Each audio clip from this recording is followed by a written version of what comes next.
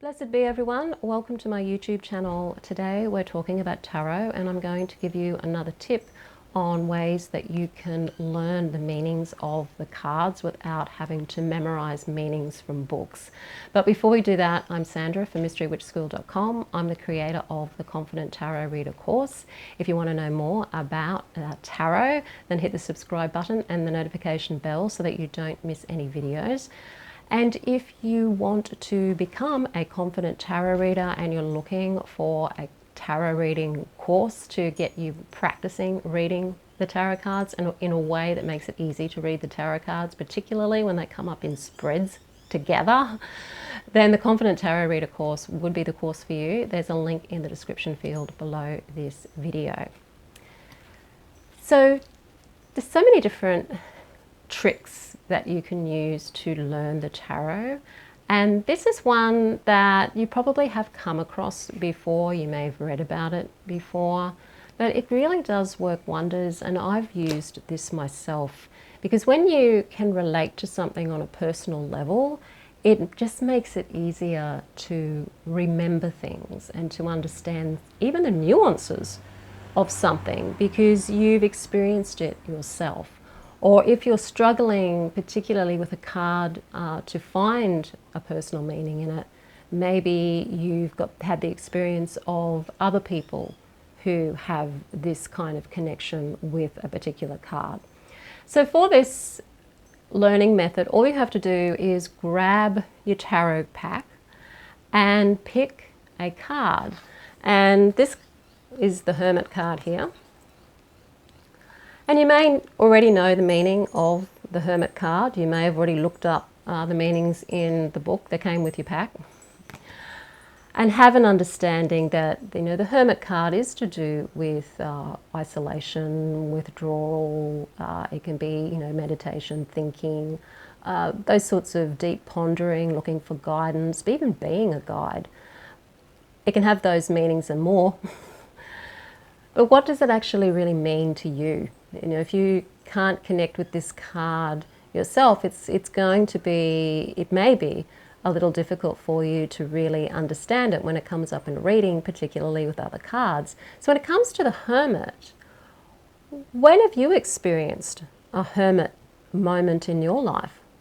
If you're an introvert, you may be able to relate very well to this card, but if you're an extrovert, it might be a difficult card for you because it is a card of withdrawal, introversion. When have you withdrawn maybe from people? Do you do it regularly? Maybe you've got a meditation practice and you like to withdraw on a daily basis and have space for yourself on a daily basis. When have you felt perhaps overwhelmed by all of the things that are going on in your world and you just think, wow, I could just like to have some time to myself or some space to myself? You could relate that to this card because this card could come up in a reading to suggest that that might be something you should be doing in that circumstance. When have you wanted to receive guidance from another person or guidance from the cards? When have you been a guide for someone? When have you shone a light for somebody to help them on their journey and on their path? When have you been the Hermit? And what experiences did you have in those moments when you were in the Hermit role? And go through and think of a number of different experiences or scenarios in your life where you have experienced this card yourself personally as the Hermit or somebody who is very similar to the Hermit. If you haven't necessarily felt that yourself, do you know somebody who's like this? Do you know somebody who's like the wise sage sort of person that is quite unique to themselves and they're kind of a bit of a lone wolf? Do you know somebody like that, or are you someone like that? Another example could be this card here. When have you felt like you've had daggers through the heart? When have you been hurt and you felt like somebody stabbed you in the heart? Or something's happened and you've been grieving, you've had the experience of loss, you've had the experience of separation. And how did you feel? And what were the circumstances that created that? And then when you look at this card, how do you see that in this card? Do the colours connect to you? Do you see the grey in this card as being pretty much how your world, the whole world was coloured grey that day while you were experiencing this grief, this separation. The tears, you know, do the storm clouds show, you know, all of the emotion and the tears welling up when you were grieving over the loss of something. Did it really feel, did you feel it in your heart chakra? You know, was it a feeling, an energetic feeling in your heart chakra that this card can be representing? So looking at this card and just thinking of a time when you experienced that. And I think everybody's experienced that in their life because it's a very common occurrence in our lives to lose somebody or to lose something in our lives that is significant. Our life is full of goodbyes, and that's a reality of this life.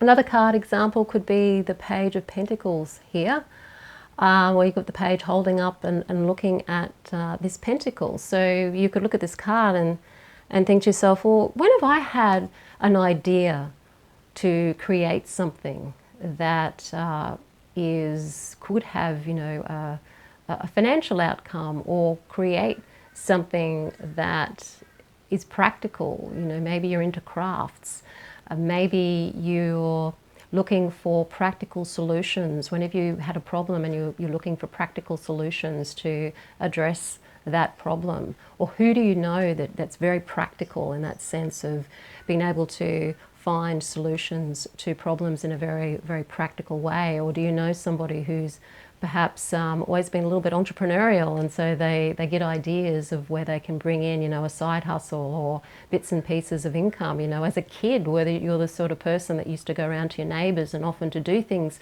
for them for some money, you know, where have you perhaps been the Page of Pentacles in your life? Or do you know somebody who's got similar qualities there to the Page of Pentacles? So this is where you're coming up with creative ideas, or you want to learn something, you've got an idea of something you'd love to learn more about, and so you go and you pursue more knowledge and more learning, or more skill or more training in a particular area that you're inspired by. So that way you can be the Page of Pentacles as well.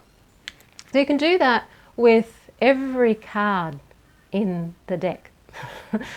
And if you do come across a card that you don't relate to very well, again, who do you know that is that sort of person?